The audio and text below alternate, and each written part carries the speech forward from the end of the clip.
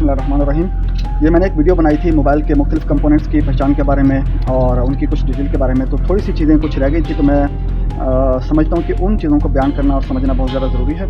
और क्योंकि अगर आप डिटेल में मोबाइल रिपेयरिंग के काम को समझना चाहते हैं तो फिर आपको कंपोनेंट के बारे में मुकम्मल तफसील मालूम होना ज़्यादा ज़रूरी है। अगर आप उस तफसील को नहीं समझेंगे तो फिर आगे आपको बहुत सारी बातें हो सकता है कि समझ में ना आए। ये मेरे पास स्मार्टफोन के सर्किट कुछ रखे हुए हैं, ठीक है, और ये एक दो सर्किट मेरे पास कीपैड मोबाइल के भी रखे हुए हैं।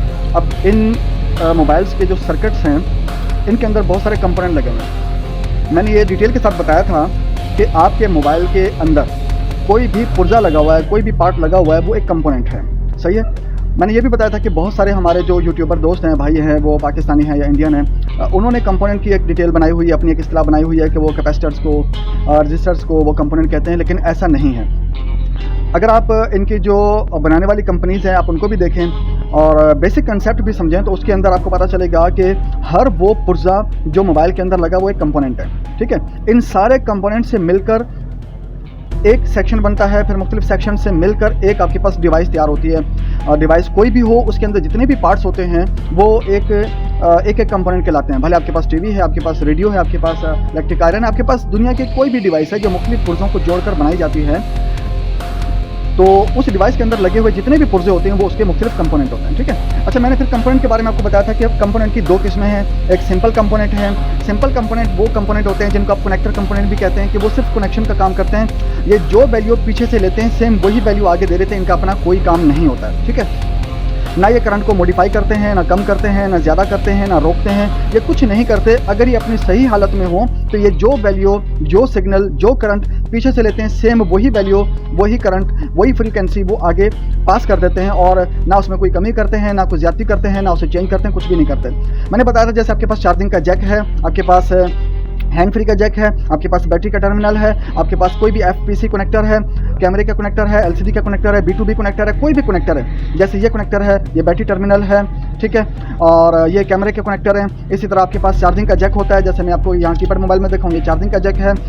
ये आपका सिम का जैक है, सॉरी, ये मेमोरी कार्ड का जैक है, ये सिम का जैक है। तो ये वाले जो कंपोनेंट होते हैं ये आप इनको कनेक्टर कंपोनेंट कह सकते हैं या सिंपल कंपोनेंट कह सकते हैं, ठीक है। और दूसरे कंपोनेंट वो होते हैं जिनको आप मॉडिफायर कंपोनेंट कहते हैं।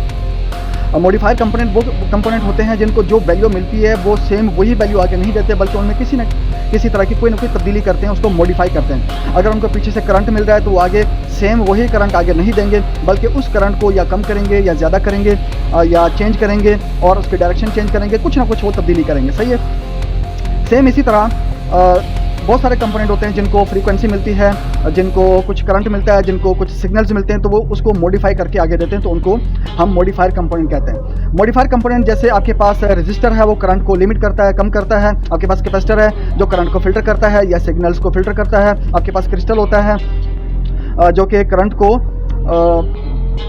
आपके जो फ्रीक्वेंसी होती है वो जनरेट करता है और टाइम जनरेट करता है, और आपकी CPU को, पावर IC को और RFIC को या मुख्तलिफ सेक्शंस वगैरह को वो टाइम प्रोवाइड करता है, और उसके हिसाब से आपके पूरे मोबाइल के जो मुख्तलिफ सेक्शन होते हैं वो सिंक्रोनाइज करके आगे प्रोसेस करते हैं, सही है। तो अब ये जो कंपोनेंट हैं जिनको हम मॉडिफायर कंपोनेंट कहते हैं, मॉडिफायर कंपोनेंट में जैसे आपके पास रजिस्टर है, आपके पास कैपेसिटर है, आपके पास कॉइल है, आपके पास जिसे हम इंडक्टर भी कहते हैं, आपके पास IC है, आपके पास लाइट है, आपके पास LCD है। इनको जो वैल्यू पीछे से मिलती है सेम वही चीज़ आगे आउटपुट नहीं कर रहे, बल्कि उसको चेंज करके मॉडिफाई करके आगे आउट कर रहे हैं, तो इनको हम मॉडिफायर कहते हैं, ठीक है। फिर इन मॉडिफायर कंपोनेंट की आगे मजीद दो किस्में हैं, कुछ होते हैं एक्टिव कंपोनेंट और कुछ होते हैं पैसिव कंपोनेंट। पैसिव कंपोनेंट वो होते हैं जिनको एक आउटपुट मिलता है और आगे वो एक ही आउटपुट आगे प्रोवाइड करते हैं, आउट करते हैं, और इसके अलावा 2 या 3 डायरेक्शन में ये 2 या 3 किस्म के आउटपुट प्रोवाइड नहीं करते, बल्कि एक ही आउटपुट उनको मिलता है और आगे वो सेम एक ही आउटपुट आगे देते हैं मॉडिफाई करके, सही है। जैसे रजिस्टर है,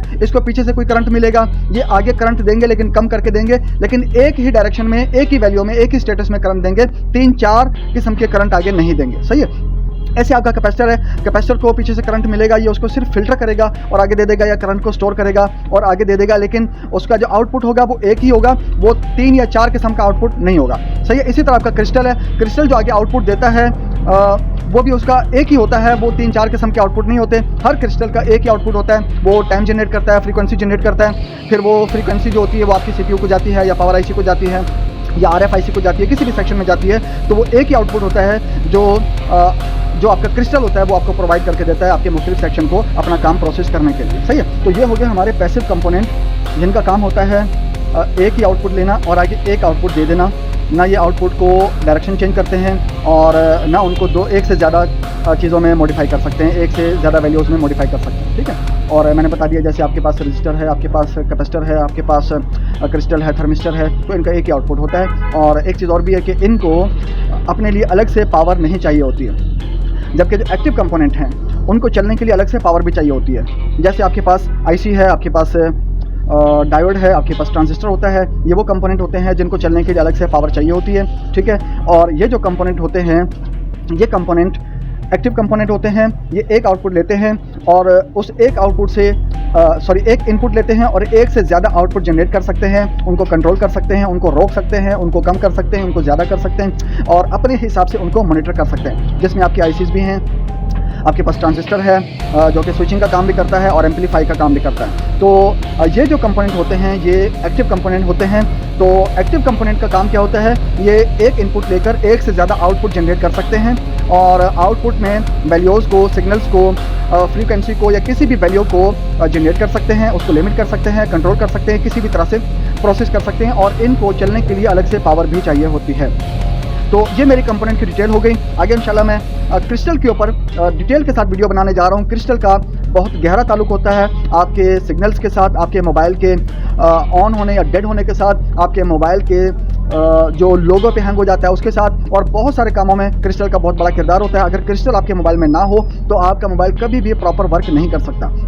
तो इंशाल्लाह आगे मैं क्रिस्टल पर वीडियो बना रहा हूँ, फिर उसके साथ मैं पावर आईसी के मुकम्मल तफसीली वीडियो बना दूंगा, सीपीयू की वीडियो बना दूंगा। और इसके अलावा मेरे पास बहुत सारी वीडियोस आपके पास पहले भी आ चुकी हैं और भी बहुत सारी आ जाएंगी, पहले भी इन चीज़ों पर वीडियो आ चुकी हैं और मज़ीद भी आ जाएंगी। तो आपको हर तरह के सेक्शन में, ऑडियो सेक्शन में, ग्राफिक सेक्शन में, पावर सेक्शन में, सीपीयू सेक्शन में, हर तरह के सेक्शन में मुख्तलिफ किस्म की मेरी डिटेल के साथ वीडियोज़ आपको मिलती रहेंगी। अगर आप भी इन चीज़ों को सीखना और समझना चाहते हैं तो आप वीडियो को लाइक कर लें, चैनल को सब्सक्राइब कर लें और बेल आइकन को प्रेस कर लें ताकि आगे जो डिटेल्स वीडियो मैं आपको बनाकर देता रहूँ आप तक मिलती रहें और आप उससे अपना जो ये काम है मोबाइल रिपेयरिंग का उसको अच्छे अंदाज में समझ कर आगे प्रोसेस कर सकें। बहुत शुक्रिया।